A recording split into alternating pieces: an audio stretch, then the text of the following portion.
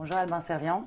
Bonjour. Vous êtes directeur général d'Apartager.com et aujourd'hui on va parler un peu colocation, trouver et vivre en colocation. Déjà tout simplement, quelles sont les étapes et les conseils pour trouver sa coloc? Alors la colocation, c'est une décision importante. Une colocation, ça peut durer 1 an, voire plus.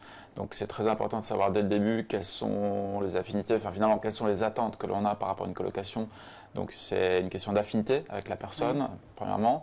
Deuxièmement, c'est aussi une problématique de localisation. Où est-ce que l'on veut trouver une colocation par rapport à telle ou telle école?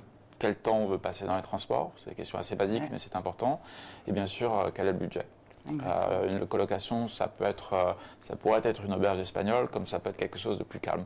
Donc, charge à la personne qui cherche une colocation de s'assurer de ça dès le début. Ok, donc une fois qu'on sait ce qu'on veut, niveau pratique, ça se passe comment? C'est très simple. On va sur le site apartager.com et là, vous allez trouver des annonces de gens qui cherchent des colocations, des gens qui proposent des chambres aussi en colocation. En France, il y en a 50 000 annonces et en général, en moyenne, il y a 250 000 personnes qui cherchent. Donc l'idée du site, c'est de faire rencontrer ces gens-là et de s'assurer qu'il y a des affinités. C'est-à-dire qu'il y a des descriptions sur les profils, il y a des descriptions sur les appartements, il y a des photos, il y a des descriptions des salles communes, enfin ce style de choses qui sont importantes. Alors il faut bien regarder les photos, bien entendu. Et dans l'autre sens, il y a aussi des photos du colocataire. C'est qui est cette personne, son âge, ce qu'elle fait, ses affinités. Et c'est à partir de là, de façon très simple, qu'on peut savoir si déjà il y a un début d'affinité. Au-delà de ça, on va permettre la mise en relation de ces personnes pour qu'il y ait un échange et idéalement une colocation au final. Dans l'idée, d'après votre expérience, quel est le locataire idéal? Quelqu'un de différent de vous ou qui vous ressemble? Un inconnu ou plutôt quelqu'un qu'on connaît? Je pense que quand on parle souvent de l'économie du partage avec des sociétés comme Blablacar ou d'autres, je pense que et ce qu'on voit dans les études, c'est que beaucoup de gens utilisent aussi ces services-là pour rencontrer de nouvelles personnes. Je pense que la règle de base, comme je l'ai dit avant, c'est l'affinité, ça peut être la curiosité aussi. Ce qu'on a souvent tendance à dire, c'est que parfois, c'est peut-être mieux de ne pas être avec les meilleurs amis du monde, parce qu'il y a la dimension fête, etc., qui peut intervenir.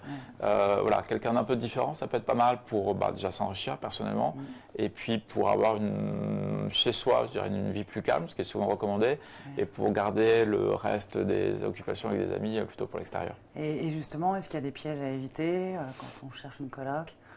Les premiers pièges, c'est assez classique, c'est bien vérifier l'appartement, l'adresse, les photos. Ça, je dirais, c'est plus une analyse un peu critique de ce qu'on nous propose, du prix, regarder ce qui se passe en termes de prix autour de cet endroit. Ça, c'est le premier point. De l'autre côté, le point clé, c'est connaître la personne avec qui on va vivre et souvent plusieurs personnes. Donc, c'est pas seulement une seule personne que l'on doit vérifier, mais ça peut être un groupe constitué.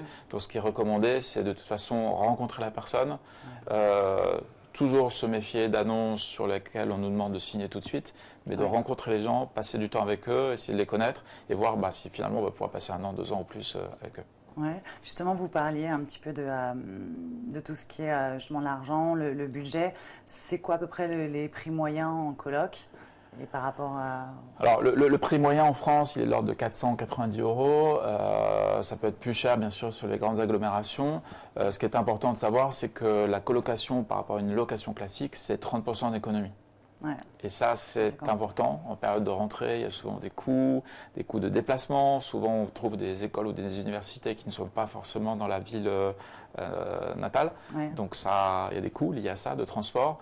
Donc, je pense que le fait qu'il y ait une économie potentielle de 30%, c'est quelque chose d'important, surtout en ce moment. C'est un argument, oui. Donc voilà, on a son budget, on a rencontré les colocataires, ça se passe bien, on emménage. Est-ce que là encore, il y a un peu des astuces, des ingrédients, des règles à suivre pour Alors sur le site apartager.com, on a développé une charte de la colocation en quelques points très simples pour faire en sorte que ce soit un succès. Donc c'est des règles vraiment très simples, mais ce sont avant tout des règles de vie sur la propreté de la cuisine, de la salle de bain, le planning. C'est assez simple d'avoir un planning affiché sur le frigo, le ménage, sur le règle de ménage aussi, pour s'assurer que tout se passe bien, que les charges, enfin quand je dis les charges, les tâches ménagères entre guillemets sont réparties entre chacun. C'est important aussi, c'est que pour des étudiants, il y a des périodes d'examen. Donc ça c'est important en période d'examen d'être assez clair aussi sur l'agenda. Je pense que c'est tout à fait acceptable et accepté de recevoir des amis un soir pour un dîner simple. Il faut s'assurer avant tout que les autres sont d'accord parce qu'il peut y avoir un examen blanc dans la foulée. Et ça, c'est important. C'est des règles de base, encore une fois. Mais sur le site apartager.com, on propose une charte de la colocation qu'on recommande d'afficher sur le frigo. C'est très simple, encore une fois. Mais ça permet de se rappeler au quotidien ce qui fait que ça va fonctionner. Ouais, et puis j'imagine l'idée, c'est de le faire dès le départ, quoi. C'est-à-dire, on arrive dans la coloc, on commence un peu à bien s'entendre et on se met d'accord sur les règles de vie de base. Alors, ce qu'on recommande sur le site, c'est que, bon, bien sûr, il y a toute la partie administrative, contrat de colocation qu'on propose sur le site, vérifier toute la partie assurance, bien entendu. Ce qu'on recommande lors de cette fameuse première visite où on apprend à connaître les autres personnes, c'est de partager tout de suite ce document, la charte de la colocation, pour qu'on, quelque part, qu'on la signe. Tous les 3, tous les 4, et qu'on soit bien d'accord sur ce point-là. Presque un contrat, quoi. C'est un contrat. Ok, d'autres expériences, quelles sont un peu pareilles, les pièges à éviter ou les trucs de tension les plus courants? C'est souvent lié à des problématiques de tâches ménagères, donc soit des points de ménage, salle de bain, cuisine, et ce que je vous citais avant, le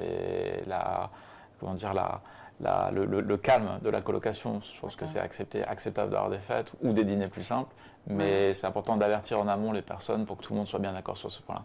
Ok, donc la coloc c'est simple, il faut bien savoir ce qu'on veut, bien connaître un petit peu quand même les colocataires avant et se mettre d'accord sur des règles de base. Okay. Oui, et je pense que c'est valable sur beaucoup de ces sites comme à partager de collaboratifs, c'est que quand on prend une voiture pour aller à un autre endroit qu'on partage avec quelqu'un, ce sont les mêmes règles, c'est des règles de savoir-vivre.